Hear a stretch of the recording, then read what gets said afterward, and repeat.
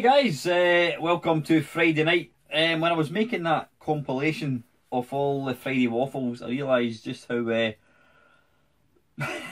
repetitive I become saying welcome to the Friday Waffle. But anyway, it's Friday. The title is on the video. I don't need to tell you what the video is. Yeah, I hope you've had an alright week. As always, my week has been busy. Oh, I'm sorry, I completely forgot to say Happy New Year to every single person. I hope 2018 is a good year for everybody. I hope it's better than last year. Yeah, what was I doing at the weekend? Sorry, not at the weekend. What was I doing at the New Year? My wife, she was off, so which was the first time in years, because she started a new job. She normally works Hogmanay. Now I've got to say, I'm not a fan of New Year at all. I know people, it used to be a big thing in Scotland. You know, it used to be popular, but I think nowadays, you know, you can go out and you can get drunk any night of the week. Whereas back in the 60s, 70s, before that, you know, New Year was a time where people would have a drink because people couldn't afford to buy alcohol back then. But now, to me, it's just another night. I think as well, because both my parents have gone, when New Year comes, it's a time for reflection. You know, you look upon it as another year. I don't celebrate it as such. I just think it's another year that's passed, another year that I've missed my parents, if that makes any sense. I think a lot of people are like that. I mean, I think New Year now is definitely not what it was. Even Christmas as well. I mean, I was talking about Christmas last week. I do enjoy Christmas, but I just think it is such an anticlimax. There's a massive, massive build up to it. And then by the time you get to, not even Christmas Day, by the time you get to like 7 o'clock on Christmas Eve, it's adverts for holidays and, you know, Boxing Day sales. But so yeah, it's a new year. Let's see what this brings. I'm not one for New Year's resolutions. I've never been one to do that. I mean, I always laugh when, you know, you get all the people joining the gym and going on diets, and the way I see it is, if you want to do something, why leave it till 1st of January? Why not just go and do it now? You want to lose weight? Go on a diet. You want to start running? Get out and run. Don't leave it to January. It's an excuse. It's just another excuse for people to put off doing things. However, my only thing that I want to change, I'm not going to call it a resolution, there's something I want to change, and I want to get back to regular running again. This week I've actually been out. I was out on Sunday. I actually went out on what night was it? Wednesday night, and it was horrendous outside. And I actually went out tonight as well. So yeah, I want to get some regular running done again. Me and my mate we've been having a look at there's a race called Coast to Coast, and it's, what's the total distance? It's something like 100 miles, but in fact it's probably more than that. But you run, you kayak, and you cycle. So it's a 2-day event up in Inverness. It's in September. It's so me and my mate, we've decided we're going to give it to the end of March. That's when you've got to put your membership in. We're going to give it to the end of March, see how our fitness is, and then if so, we're going to go for it. I've done ultra runs, I've done plenty of races over the last 5-6 years. I want to do something different. So yeah, that's my only resolution, get back to more regular running again. So come here, you. Right, I've just a couple of topics. Twat on YouTube. If you watch YouTube, and if you're watching this and you obviously do watch YouTube, you probably would find it hard to miss there was a YouTuber, I can't even remember the name of the guy, Logan Paul, I think his name is. Just a young guy, you know, I think he's in early 20s. He apparently, he was in Japan and he visited, there's a forest in Japan where it's called the Suicide Forest. Apparently Japan has the highest suicide rate than any other country, and this forest in particular, it attracts people who want to end their life. They go to this forest to commit suicide. And this guy had, he'd made a video. He was there with his pals, you know, 3 or 4 of his pals. Now, I've not seen the video. I've watched reaction videos, but he went to this forest, and he came across a guy who had literally freshly hung himself. This guy, poor guy, was hanging by the neck from a tree, and this guy was videoing him, and apparently they were kind of freaking out about it, but they were cracking jokes as well, and they were zooming in his face, and he apparently put out the video, and it was, you know, he was trying to say how, you know, if you've got these kind of suicidal tendencies or you suffer from depression, then call these hotlines. But he's been absolutely, he's been ripped to shreds, quite rightly in my opinion, because in fact one of my fellow YouTubers, Scott, I'll put Scott's video below. If you've never actually subscribed to Scott, go and check his channel out. Scott did a reaction, or not a reaction video, he was talking about it, and what he said was the guy had been in Japan, he'd videoed this thing, he'd cut and edited the video, and then he had uploaded it, so he had plenty of time to realise that what he was doing was wrong. I mean, he even made the thumbnail a picture of the guy hanging by the neck. Now, he has done that for publicity. He's done it to get viewers, he's done it to get views, subscribers, you name it. And, you know, what I was just going to talk about is, at what point, you know, do people overstep the mark on YouTube? I mean, the problem we've got now is, and social media, and, you know, everybody, well, not quite everybody, but most people have got a phone nowadays. I mean, I said that to wife the other day there. You know, there's really no need for paparazzi anymore, because every event that happens now, there's always somebody there with a video camera or a phone to video it. I mean, you've seen the cartoons of somebody, you know, going to jump off a building, and rather than people trying to help them or convince them to come down, they'll stand there with their phone so they can get it uploaded onto Facebook.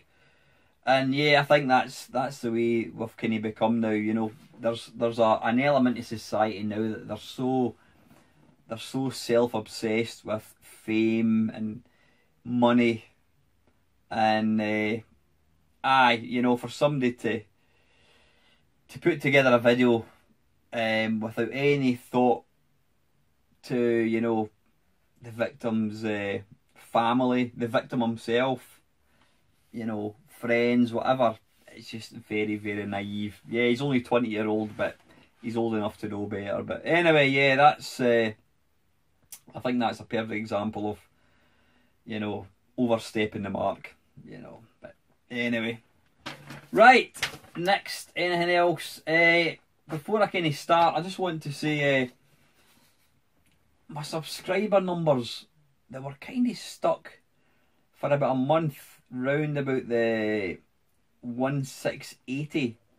For a good 2-3 weeks, it was kind of going up and down, and I think in fact it got to just below 1690, then it went over, and then it went back down, and it went over, and it went back down again. But I've noticed in the last week of what am I up to? I don't know. I'm looking at that. I've not written it down. I've shot up to 1,742, I think it is, subscribers. So I've managed to pick up about 40, almost 50 subscribers in the space of a week. I think that is in no small part down to the video that I put out featuring Steve Snake's new game Horus and the Robots. There's been an amazing reaction to it. quite justified actually, because if you've never played it, go and check it out. It's a new game that Steve has written for the Spectrum. Now you can run it on a Spectrum, you won't get the speech, but you can run it on an emulator, and it's an absolutely wonderful game. I mean, I'm a big Berserk fan, but it's absolutely awesome. It really is. I've got to say, it's one of the best Spectrum games I've ever played. I mean, it's so true to the arcade game. If you took out the Horus character and put in the original little stick man, you would be hard pushed to not think that that was actually the arcade one you're playing. It's so good. So yeah, that video, I mean, I think it's almost at 1,000 likes. Not 1,000 likes, 1,000 views. And obviously people have watched the video and subscribed. So anyway, if any of you guys are watching this Friday Waffle for the first time, welcome. Thank you very much for supporting the channel. You'll get to know my style. A Friday Waffle is basically where I just look at the camera and I just talk. I do try and talk about kind of games, video games, but I kind of waffle on. That's why it's called the Friday Waffle. But what I do is I ask people to send me in questions, which I've got here. So anyway, yeah, let's just batter on. I don't want this to drag on and on. It's quite late. It's about 9 o'clock at night. So to kick things off, I've got down the rabbit hole, Kevin. Hi Alan, what gaming industry predictions do you have for 2018? Bloody hell, Kev. You think I'm some kind of psycho possibly. What gaming predictions? Gaming predictions. I think we're going to, by the end of the year, I think there's going to be, Sony are going to come out about the PlayStation 5. I think that's on the cards. I think the Wii, hopefully the Wii is still going to continue to grow from strength to strength. I know the Nintendo is not a system that you're keen on, Kev, but I think that the Switch does seem to be doing quite well, which I'm delighted about since I bought one. So I think that is still going to continue to grow, get a bigger user base, which is excellent. PlayStation VR, I'm still sat in the fence with the PSVR. I mean, I've bought one, and I sincerely hope that it continues to grow. The software library. There are more and more games coming out for it. I've not actually bought any. In fact, I've not actually used it for a couple of weeks. But on Christmas Day, my in-laws were through, and my sister-in-law, I gave her and her daughter a shot, and she thought it was like the most amazing thing ever. She thought it was brilliant. And she's not a gamer at all. She thought it was really good. Predictions for 2018. I think we're going to continue to see games becoming online only. You're not going to have one player sort of missions and that kind of stuff, unfortunately. I think we can already see that it's going that way, and I think it's going to continue to do that. Anything else new console wise? Whatever happened to the Atari? They were talking about a new Atari coming out. Don't know what happened to that. Did it have a name? I can't remember. I should be getting my Spectrum next, which is the next Spectrum, funnily enough. People who were only wanting it was a Kickstarter, or was it an Indiegogo? I can never remember. I think it was a Kickstarter project. People that just wanted the bare bones motherboard, I think they got that last month, but the full machine with keyboard, etc., which I've got, or getting I should say, apparently it's meant to be this month, although I don't kind of keep up to date with when it is, but I'm looking forward to getting that. It'd be nice to get a brand new computer just to see kind of what it's good for. Anything else in 2018? New machine wise, like I said, I think Sony are going to announce a PlayStation 5, because I think, is it the Xbox One X, is that what they call it? I think that's currently touting itself as the most powerful console out there at the moment. So I think Sony are going to want to try and do something with that. But yeah, that's my predictions for 2018. Let's see if they come true. Right, number 2 from Kev. Secondly, the game shops here in Canada are mostly toys and t-shirts now. No games. What are the main retail stores in the UK like now? To be honest, Kev, I don't. Well, I tend to play old games. If I'm buying a new game, I will always buy it online because it's cheaper. Simple as that. In the UK, who have we got? There's a chain of shops called Game. Now, they used to be called Electronic Boutique, which I believe was an American franchise. They were taken over by Game, I don't know, maybe 10 years ago, something like that. Now, Game is purely video games. I mean, they sell PC stuff and that as well. The problem with Game, I mean, when they first opened, it was like a dream come true for a video gamer, this shop that sold nothing but games. The problem with them is the prices. They are way more expensive than buying online. And my pet hate is, you look at a game, you know, you look at a brand new PlayStation 4 game, and it'll be advertised for £49.95, or you can get a pre-owned one for £45. So, you know, they're selling second-hand games at almost the same prices as the original ones. And the annoying thing is, excuse me,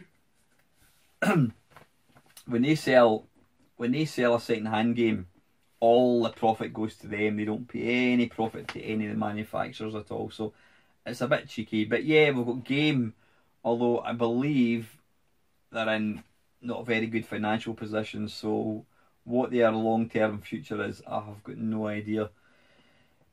The other places that sell games in the high street, you've got, I think we've got a chain of shops called PC World. I think they're now owned by Curry's. So they sell games. You've got your large stores, which is, we've got one called Asda, which is owned by Walmart. They sell games. And I think you've got like Sainsbury's and Tesco. They're another two kind of big supermarket chains. You've also got Morrison's as well. They all sell games, but the problem is they only sell like the top 10 games, and you'll probably find the only games they'll sell will be for like the PS4 and Xbox One, and that will be it. You know what I mean? I don't think they sell any DS games. So, nah, we're not very well catered for at all in the UK games wise. We've got Game. There used to be a chain of shops called the Game Station, which was quite good because they used to sell old systems. I remember seeing a Vectrex in one of their windows, but they were eventually taken over by Game themselves, and then eventually the Game Station closed down. So yeah, we've got Game. The only other shop I can think of actually now is CEX, or Sex as some people like to call it. Now it's where you take in, you trade stuff in. I think have you got Sex or CEX? We'll call it CEX. Have you got CEX in Canada? I think it is an American-Canada type chain. But basically you can take in hardware, video games, cameras, smartphones, and they'll give you money back in it. It's pretty good for... it's quite a good place to buy games. I mean, especially I got a Reiki Xbox 360 games for like £2 each from there. But as far as new games, I can't think of anywhere else. We used to have, you've heard of Virgin, Richard Branson Virgin. There used to be a thing called Virgin Megastore. I don't know if they still exist. I don't think they do. And they used to sell a lot of games back in the sort of 80s and 90s. And also HMV, they used to sell computer games, but I've not been in HMV for years. So the only big chain that I can think of is Game. And like I say, the supermarkets do sell them, but it's a very, very, very small selection of games, unfortunately.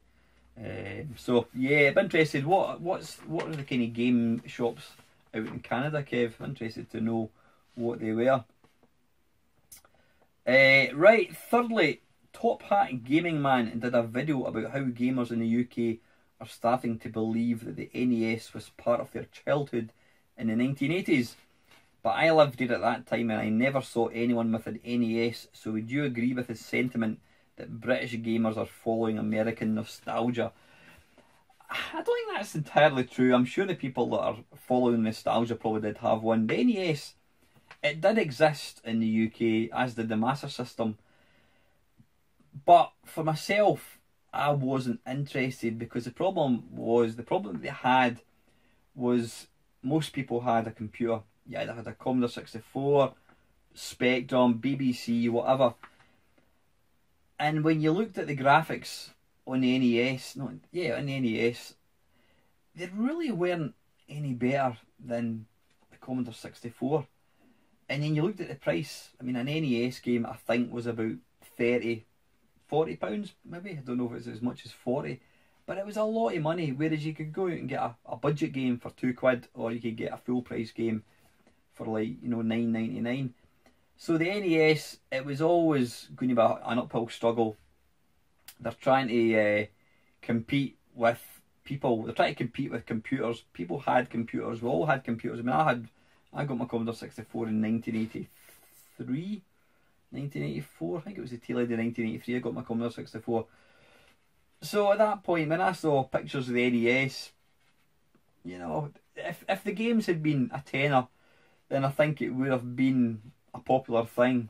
But we all had computers, we all had games, and the games on the NES really didn't look much better than the games we were playing. So yeah, I do agree with him. I do think that the NES wasn't really a platform in the UK.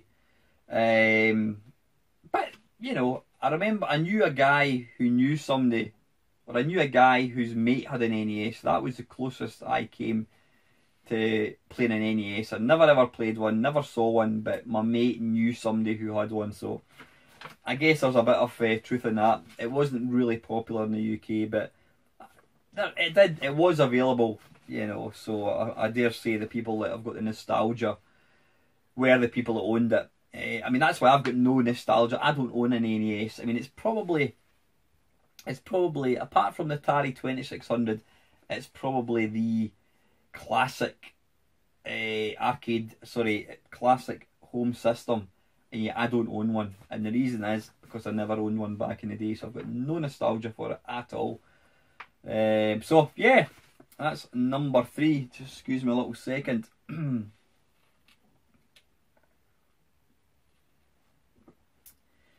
Right, finally, here's a random UK question. Do chips taste better out of a newspaper, plain paper, or off a plate? Well, I think we all know the answer to that one, Kev. It's got to be a newspaper. Yeah, I don't think they... It's probably health and safety, but you don't... Well, certainly my local chip shop, if you buy chips, you get it in one of these polystyrene trays, and then it's wrapped in white paper. But yeah, you could not beat fish and chips out of a newspaper. I don't know what it is. There's something about the taste. They always taste a lot better when they're wrapped up in paper. I think it's possibly because when you buy chips when you're outside and you get them in newspaper, you've either been at the pub or it's a cold day, so it's going to taste nice because you're freezing cold, you know, or you've had a few beers and it's going to taste nice. I mean, food always tastes better when you're drunk anyway. Whereas if you're in the house, you're sitting watching TV and you've got your cup of tea and you've got your chips with your dinner, it's not going to taste as nice. But absolutely, fish and chips, or not fish and chips, but chips are always going to taste better out of a newspaper. That's my opinion anyway. Anyway, thanks Kev, I do appreciate your questions. Next up is Mark the Morose. Have you ever changed someone's mind about a game they didn't like, or even converted someone from not liking games to loving games? I read that question the other day, Mark, and I'm thinking, blimey, I can't think of anything at all. But the game, this will probably not surprise you, the game that I fell in love with, and I've conversely converted a lot of other people to like it, is Berserk. As I said before, Berserk, I remember seeing it in the arcades and I just thought it looked crap. Compared to, you know, Galaxian or Phoenix or Outrun, Berserk just looked shit. You know, it looked really basic. So I had no interest in the game. And then I randomly picked it. I played it in MAME one day. And I thought, this is actually quite a good game. Quite enjoyed it. And then the more I played it, I mean, I started to get a wee bit better at it. The more I played it, the more I enjoyed it. And so when I've been going along to to our computer club, there's, I mean, one of the guys, Ian, he's probably just as big a fan as I am with Berserk. He'd never played it before, and now he loves it. I think he's got a slightly better score than me as well. Not much, right enough, but yeah. So he loves it, and quite a few of the guys now, I see them playing Berserk. So yeah, it's a game that I've converted other people to play, just because, you know, possibly watching my videos, watching me playing it, I'm thinking, oh, this game looks actually quite good. So yeah, Berserk. And thanks, Mark, for the question. Next up, Mr. W, or Jamie Williamson. A question related to your What the Bloody Hell Is This series. What did you use to create a database of the many thousands of games you have? Is it easy to do? Can it be done on a per emulator basis? Now, what Jamie is referring to is, I don't know if you've seen any of my videos, what the bloody hell is this? If you're new to my channel, you'll and you stick with it, you'll get to know that I generally come up with some stupid titles for videos. You know, rather than you know, if I'm going to do a, you know, rather than calling a video what is the best Bruce Lee, I call it the 8-bit face-off kerfuffle. That's what I call it. I come up with these stupid names. And this, what the bloody hell is this? What I did was, I've got, like most people, I've got multiple emulators on my computer. I've got, you know, thousands upon thousands of ROMs and games for them. And what I managed to do was, I've got this front end called GameBase, which I've got all the emulators loaded into. And I was able to use a file from GameBase. I then copy and pasted the list of games into an Excel spreadsheet, and then I tidied it up a wee bit, and then there's a, I can't remember what button it is you press, but you can basically, I did a formula where it randomly picks a game out of the 60 odd thousand games. And what I do with this, what the bloody hell is this, I basically I just refresh the page for like 10 seconds. I've got a wee drum roll that kicks in, and I refresh the page and it randomly picks a game. So it wasn't particularly difficult to do, Jamie. I mean, I did it, so there you go. Could it be done on a per emulator basis? Yeah, I could certainly do it on a system by system basis. Is that what you're suggesting I do? I mean, at the moment, I've got, I think there's about 20 odd systems in this. And it'll obviously it'll randomly pick a game. Now, I'm guessing Jamie's going to suggest that I do it on a per emulator basis. I don't know, let me know what you think, Jamie, but that's how I did it. I took the file from GameBase, I uploaded it into, I didn't upload it, I copy and pasted it into Excel, and then I just generated a random, it picks one at random, and then I just refresh the formula, and it runs through it. Number 2, are there any classic systems pre-1998 not yet emulated that you would like to see emulated? Pre-1998, I'm trying to think any systems that hasn't been emulated. Now, I'm not a big fan of like CD-based system emulators, things like the PlayStation, the Saturn, whatever. I do see the point of it. I do understand the point of it. You know, if you don't own one of these systems, then you can download the emulator and play the games. The problem you've got is the games themselves take up so much space. So if you wanted to have like 10 games, 10 PlayStation games, you're talking about, I don't know, you're talking about 7 gig, something like that. You know, I mean, it's quite a lot of space. So I generally don't bother with these. But any systems, I mean, there's some of these kind of bizarre systems. There's one called FM Towns, what's it called? FM Towns Smart or something it's called. And it was quite a powerful computer. Now, there is an emulator out for it, but I cannot for the life of me get it to run. Can't get it to run at all. One system which there is an emulator for, but it's pretty naff, and it's the Atari Jaguar. It's only really, I think Tempest 2000 is about the only game that actually runs half decent. So yeah, I'd like to see a better Jaguar emulator. Anything else?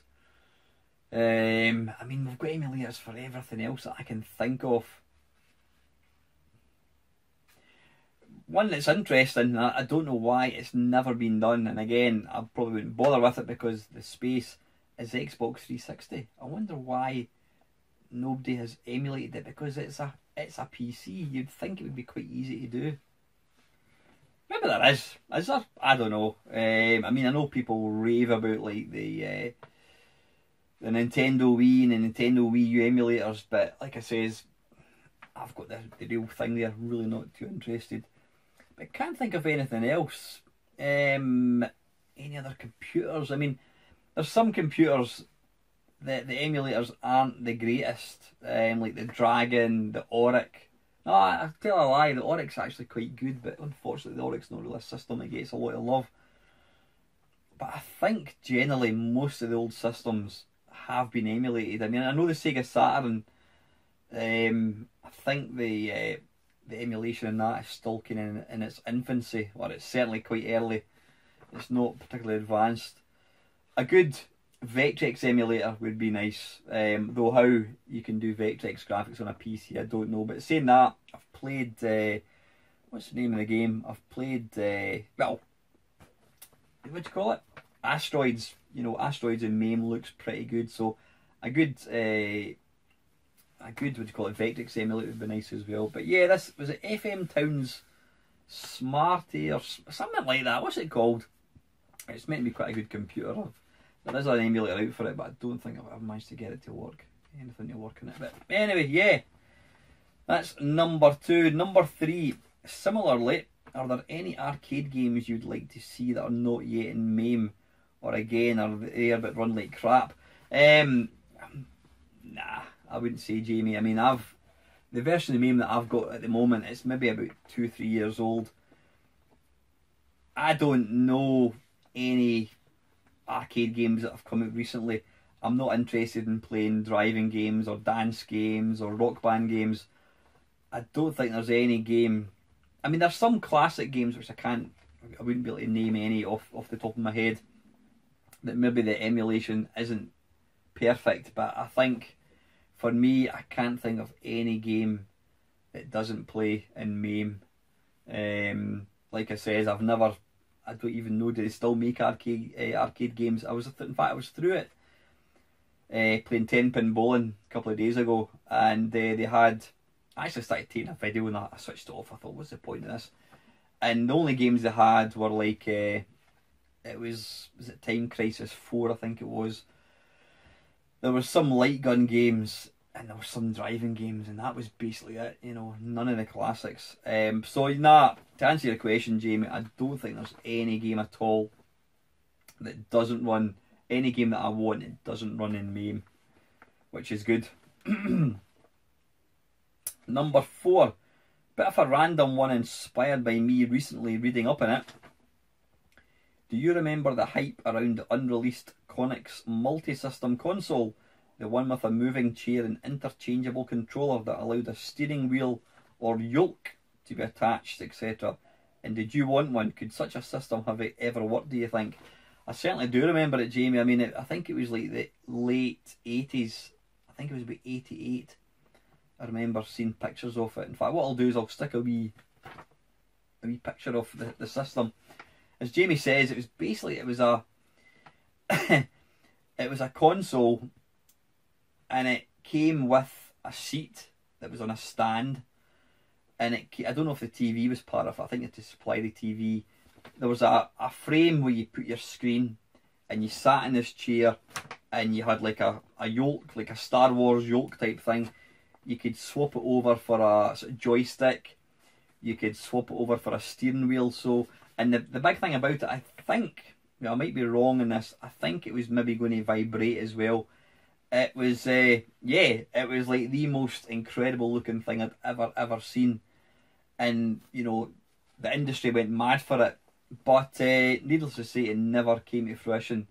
I think there was only ever one prototype. Now, Jeff Minter actually, he did a couple of games for it. I think there's actually an emulator for the Konix multi-system. I have tried it, but the games are not really finished. But yeah, Jeff did actually write a game. It was it's like Attack of the Mutant Camels, something like that. But yeah, the Konix system, I think it was just too much too soon. Probably the money. I don't know how much it was going to cost. It died a death. It never saw the light of day. Would it have worked? I don't know. I mean, it all comes down to money. How much it was going to cost. I mean, yeah, if somebody came out with a cheap hydraulic chair, then that'd be wonderful. You know, can you imagine playing? Imagine using your PSVR on like a roller coaster game and the seats actually moving about. That'd be quite amazing. Yeah, I think it's absolutely something that could be something, but I think back in 1988, probably not. I mean, the technology might have not been there, and if the technology was there, I'm guessing it was probably stupid expensive. So yeah, it's certainly an interesting thing. I wonder whatever happened to the prototype. I'm sure if somebody's got that, they could probably make a few quid in it. But yeah, anyway, thanks for your questions, Jamie. Right, next up is Chris Panther UK. What emulator do you use for the Sharp X68000? I've been trying RetroArch but can't seem to get the controller working, and a couple of others I've tried don't seem to have scanline filter settings. It's literally doing my head in. Oh man, I think it's called... What is it called? Is it called X68000 or X68? What I'll do, Chris, I'll put the link below. I mean, the emulator, I think it's the only emulator I'm aware of that actually exists. It works pretty well. Does it do scan lines? I'm not too sure. Is it even still getting worked on? I don't know. But it certainly works. You're not the first person to tell me that the X68000 doesn't really work in RetroPie. One of my other mates had tried it and said he couldn't really get it working properly. But yeah, I'll put a wee link to it below. But the emulator that I use for Windows, it works. It plays the games. It's yeah, it's the closest I'm ever going to get to playing an X68000 game. That is one. Going back to Jamie's question, yeah, getting a really, really nice emulator for the Sharp X68000 would be wonderful. That'd be really, really good. But yeah, I'll stick the link down below, Chris, and you can give that a go. You may have already tried it. I think it's called, is it 1X60, something like that, but the link's below anyway. And lastly, yeah, this is the last one actually, guys, from Craig Wilson. My favourite go-to games this year have been Horizon Zero Dawn on the PS4, Mario 3D World on handheld, and Rolling Thunder on MAME Retro. Hey, what has been your favourite or most played games on modern consoles, either PS4, Xbox One, Switch or PC, on handheld, and lastly retro games on computers? What game did I play most? I mean, I don't play many kind of current systems. I've been playing a lot of what's it called, Wolfenstein. I've completed the Old Order. Was it the New Order, then the Old Order? So I mean, that took me quite a long time to play. So yeah, that's probably been the game that I've played the most on the PS4. Handheld wise, has there been a game? You know what? Considering I own all these different emulators, all these different handhelds, I've not actually been playing anything for quite a long time. What game would I play in a handheld? I'll tell you what game I've been playing in a handheld, and it's one you'd never ever imagine. It's on the DS and it's called Professor Layton, and it's basically it's little mini games. It's like little IQ testy type games using the stylus, and they've got this little story. You play the part of Professor. That's the thing that annoys me about some of these Nintendo games. They've got these great games, but they package it up with all this animation and, you know, all this bollocksy stuff you've got to try and skip. I mean, what was the game that I played in the... Was it the Game Boy Advance? It was Mario Golf, and I thought, excellent, because the original Golf in the Game Boy is a wonderful game. And yeah, I thought this Mario Golf's going to be great, but it took me about half an hour to actually get playing golf. You start off in this little house, and there's people talking to you, and you've got to keep pressing the button to skip it all. And then eventually you get inside the thing, you've got to go into a room and talk to somebody, and I'm like, I just want to play the game. So yeah, that was quite annoying, and it's the same with that Professor Layton. They've padded the game, or the little mini games out with this sort of story. I can't even remember what the hell the story is, but I've been playing quite a bit of that. I was playing that. I've been playing that over the last couple of months actually, on the DS. Yeah, the original Nintendo DS. And arcade wise, man, has there been any standout game, any game that I've played the most? I can't say there has. It's probably going to be Berserk, I think. Yeah, I've not really, apart from when I've been playing the MAME cab to make videos, there's not been one particular arcade game. I mean, I love Rolling Thunder as well. That's one of my favourite arcade games. Nah, it's probably going to be Berserk, Craig, I think.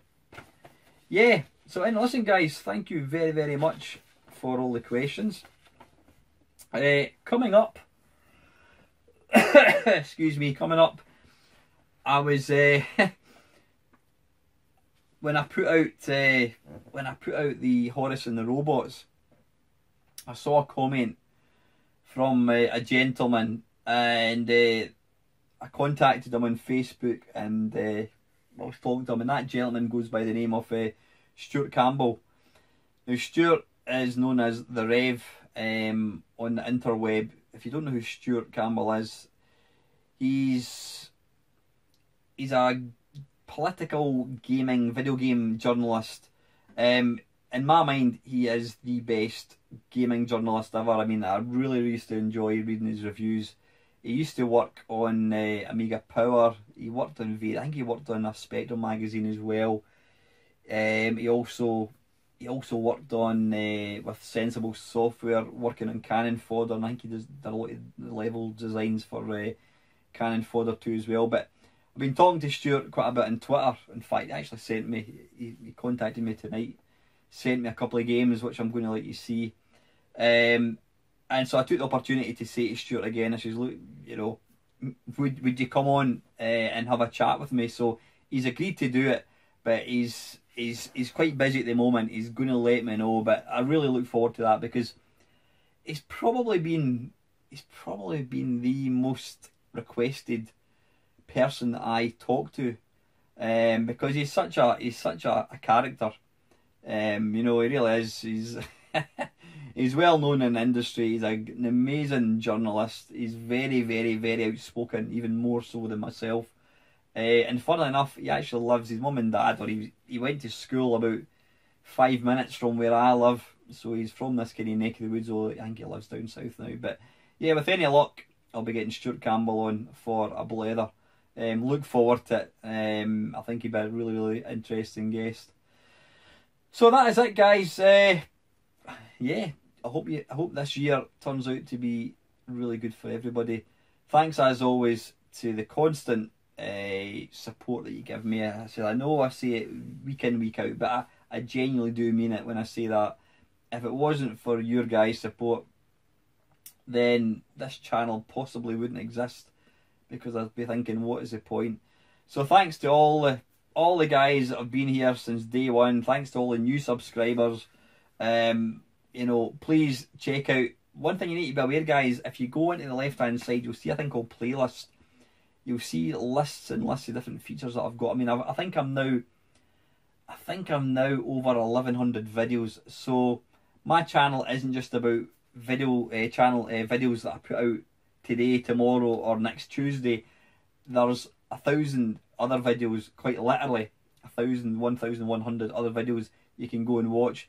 Because my channel is predominantly old stuff, it basically means that they don't get out of date. I get older looking, obviously, but yes, if you look at a video from 2014, I'll look considerably younger.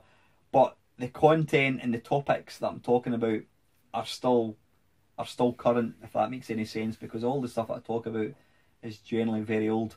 Before I go, just want to say to Ian Hunter, Ian, I'll get your Spectrum posted off tomorrow. Ian very kindly bought my Spectrum Plus 2, the black one. Yeah, what the best thing to do, Ian, is I'll send you a link to the little IDE adapter thing. You want to get yourself one of these, but I'll get it boxed up and posted tomorrow. Very, very lastly, I bought something on eBay about 2 weeks ago, 3 weeks ago actually, and I've still not got it, so I'm going to have to raise a dispute. It's the first thing I've actually not had delivered on eBay. I don't know why I mentioned it. Anyway, right, anyway, enough of that. This, guys, I'm off. I'm going to go and have a lie down. So, as usual, guys, have a nice weekend, and thank you, bingo, very much for watching.